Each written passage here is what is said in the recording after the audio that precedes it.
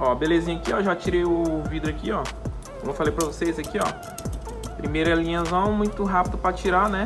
Tá molinho, porque a cola branca ela é bem molinha pra tirar.